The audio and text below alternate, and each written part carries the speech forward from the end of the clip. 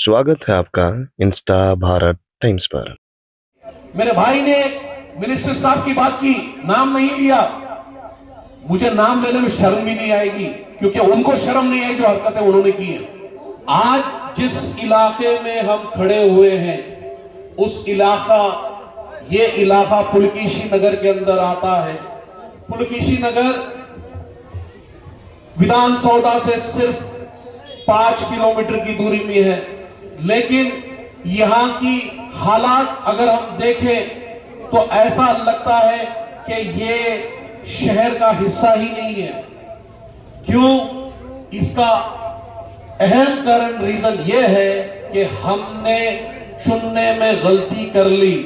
हमने वो हुकूमत लाई जो हमारी तकलीफ को दूर करने की बजाय हमारी तकलीफ को बढ़ाने का काम किया है।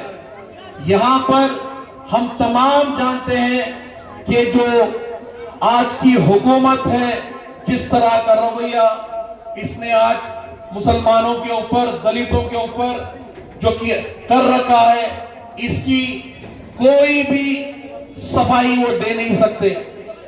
आज इस इलाके में जहां हम खड़े होकर बात कर रहे हैं, यहां पर इमरजेंसी के अंदर एक एम्बुलेंस भी नहीं आ सकती।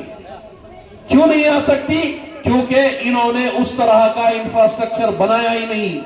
हम लोगों को गुर्बती में डुबाने का काम किया। यहां पे जो भी आए, अगर हमें एक एम्बुलेंस भी यहां पे लेके आना पड़ा तो इतनी तकलीफ होगी।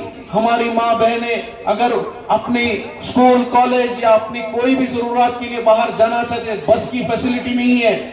नजदीकी फैसिलिटी कावल बैसंद्रा अगर जाना पड़ेगा तो 1 किलोमीटर है। टैनी रोड के रास्ते पे जाना है तो 1.5 किलोमीटर है। एक बस की फैसिलिटी आ ही नहीं सकती, क्योंकि उसका रास्ता ही नहीं बनाया गया। अगर यहां पे कुछ बनाया गया है वो तो पुलिस स्टेशन।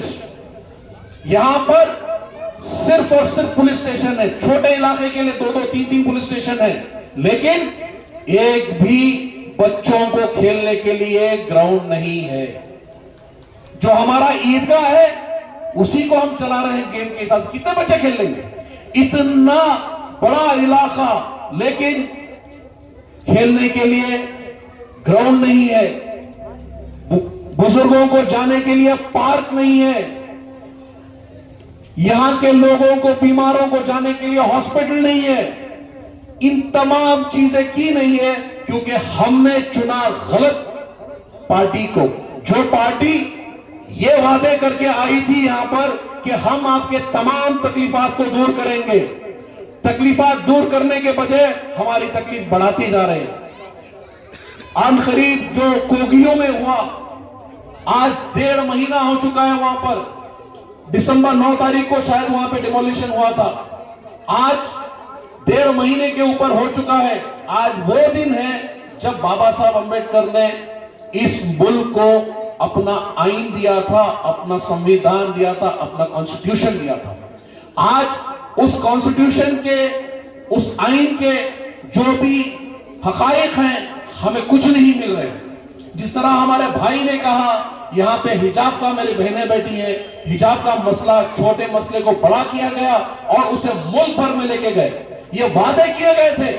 हम बार बार पूछेंगे कि हमसे ये वादा किया गया था कि हिजाब को हटाया जाएगा, हिजाब का बैन हटाया जाएगा, लेकिन आज 3 साल होने को आए, लेकिन हिजाब का आज तक इन्होंने जियो पास नहीं किया। क्यों नहीं किया? हम सवाल नहीं कर रहे। जब तक हम सवाल नहीं करेंगे वो लोग हमारा हक नहीं देंगे। हम भर भर कर उनको वोट दिए। तमाम मुसलमान, तमाम दलित मिलकर इनको आज इख्तिदार में लेके आए। इख्तिदार में लाने के बाद क्या किया? कुछ नहीं किया। बारासा असदुद्दीन ओवैसी साहब ने इसी कांग्रेस की हुकूमत, यूपीए की हुकूमत के टाइम पे, जब इन्होंने यूपीए का कानून, काला कानून लेके आए थे, आप एक वाहिद शख्स थे जो पार्लियामेंट में खड़े होकर खुले तौर पर ऐलान किया था कि ये काला कानून है, ये आगे जाके मुसलमानों और दलितों के ऊपर इसका गलत इस्तेमाल होगा। वही हुआ। बीजेपी की हुकूमत आई और बीजेपी ने उस बिल को اور سختی کرتے ہوئے صرف اور صرف مسلمانوں کے اوپر اور دلتوں کے اوپر اس کو لاگو کرتے ہوئے. آپ جانتے ہیں آج 6 سال کے قریب ہو رہا ہے جو حادثہ آپ کے علاقے میں ہوا تھا, اس کے آج بھی معصوم لوگ کتنے جیلوں میں ہیں. جو باہر آئے وہ بھی آج تکلیف میں گزر رہے ہیں. کیوں گزر رہے ہیں؟ کیونکہ ان کی لڑائی لڑنے والا صحیح قیادت نہیں ہے ہمارے پاس. بارہ اسد الدین اویسی صاحب یہ ہمیشہ کہتے ہیں کہ اپنی قیادت اپنے اندر ڈھونڈو. ہم غیروں میں ڈھونڈ رہے ہیں, اسی لیے آج ہماری یہ حالت ہے. آج مجلس اتحاد المسلمین بارہ اسد الدین اویسی صاحب ایک مقصد سے پورے بھارت کے اندر گھوم رہے ہیں. ان کا مقصد, انہیں کوئی پرائم منسٹر نہیں بننا ہے, کوئی منسٹر نہیں بننا ہے. ان کا صرف اور صرف یہ مقصد ہے کس طرح دلتوں کا اور مسلمانوں کا ان کی قیادت کس طرح سے آ جائے. آج اسی مقصد کو لیتے ہوئے آج ہم یہاں پر بنگلور کے ہماری کمیٹی اور ہمارے یہاں کے جو اس وارڈ کے صدر ہیں, ہم یہی مہم لے کر آپ کے درمیان آئے ہیں تاکہ ہم ایک ہو, ہمارے اندر اتحاد پیدا ہو, تاکہ ہم ہمارے حقوق حاصل کرنے والے بن جائے. ہماری آنے والی نسل, یہاں پہ بہت سارے بچے بیٹھے ہیں, اس نسل کو کس طرح سے ہم ایک بہتر زندگی دے سکتے ہیں, کس طرح سے ہم ان کے حقوق ان کو دے کر جا سکتے ہیں. ہم میں سے کئی سارے یہاں پہ بزرگ ہیں, یہ چلے جائیں گے انشاءاللہ, لیکن یہ ہمارا مستقبل, آنے والا مستقبل جو ہماری قوم کو, ہمارے ملک کو آگے لے کے جائے گا, اس کے مستقبل کی لڑائی ہمیں آج لڑنی ہے. اور وہ لڑائی کیسی لڑی جائے گی؟ وہ لڑائی بیلٹ سے جیتی جائے گی, وہ لڑائی بیلٹ سے ہوگی. اور بیلٹ جب تک ہم صحیح اپنی انگلی نہیں لگائیں گے, جب تک ہم صحیح جگہ اپنی انگلی کو دبائیں گے نہیں, ہمیں ہمارے حقوق نہیں ملیں گے. آج یہ لڑائی حقوق کی لڑائی ہے, یہ لڑائی ذمہ داری کی لڑائی ہے, یہ لڑائی ہم تمام کی لڑائی ہے. مجلس اتحاد المسلمین ایک واحد ایسی پارٹی ہے جو نام کی نہیں اپنے کام سے بھی بھرپور سیکولر ہے. جو دوسری دیگر پارٹی جس طرح اپنے آپ کو سیکولر کہتے ہوئے آتی ہے, ووٹ لیتی ہے, چلی جاتی ہے. میرے بھائی نے ایک منسٹر صاحب کی بات کی, نام نہیں لیا, مجھے نام لینے میں شرم بھی نہیں آئے گی کیونکہ ان کو شرم نہیں آئی جو حرکتیں انہوں نے کی ہیں. وہ ہمارے ہاؤسنگ بورڈ کے منسٹر, وقف کے منسٹر, مائنورٹی کے منسٹر, تمام منسٹری لے کے بیٹھے ہیں, لیکن کام کے نام میں, حق کے نام میں, حقوق کے نام میں مسلمانوں کا حق ادا کرنے میں ناکامیاب ہے.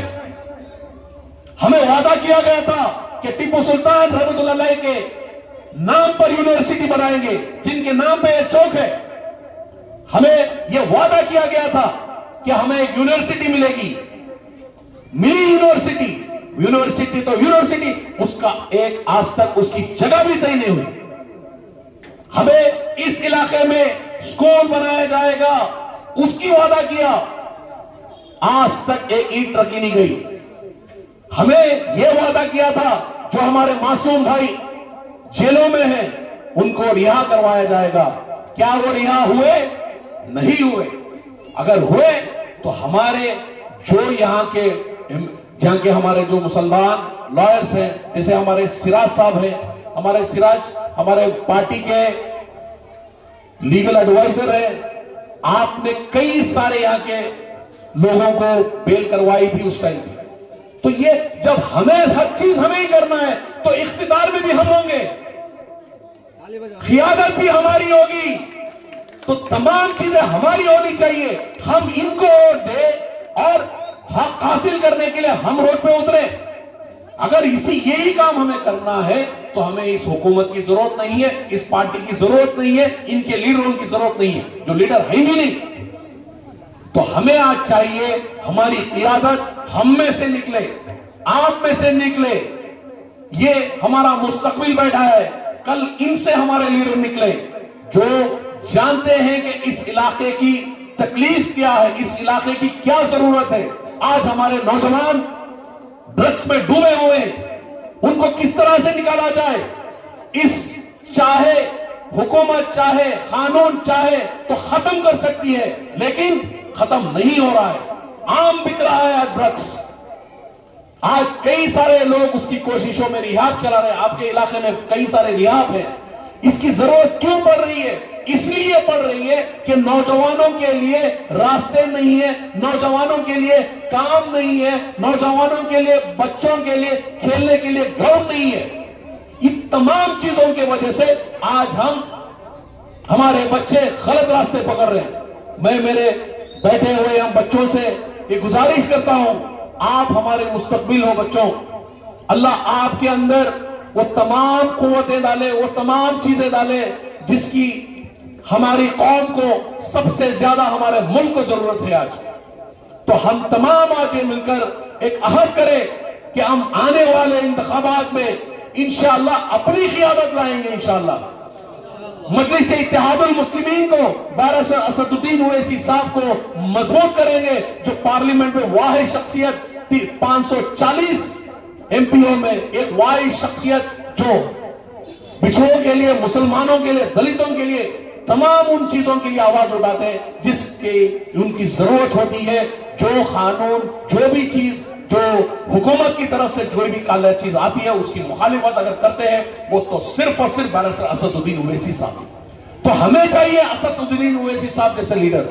तो हमारी कोशिश ये होना चाहिए कि हम में से लीडर निकले, हमारा दर्दमंद हो, तो हम इंशाअल्लाह तमाम आने वाले इंतखाबात जब आएंगे तो हम सब मिलकर, एक होकर, मुत्तहिद होकर हम मजलिस इत्तेहादुल मुस्लिमीन को यहां पर हो, तमाम पूरे शहर में हम जहां जहां पर खड़े होंगे इंशाअल्लाह अपनी क़ियादत हम तमाम मजलिस इत्तेहादुल मुस्लिमीन को भरपूर अपना साथ देके हम इंशाअल्लाह जिताएंगे। और इस वरलक्ष्मी वार्ड के सदर जनाब सादिक साहब का शुक्रिया अदा करता हूं। Your support is important.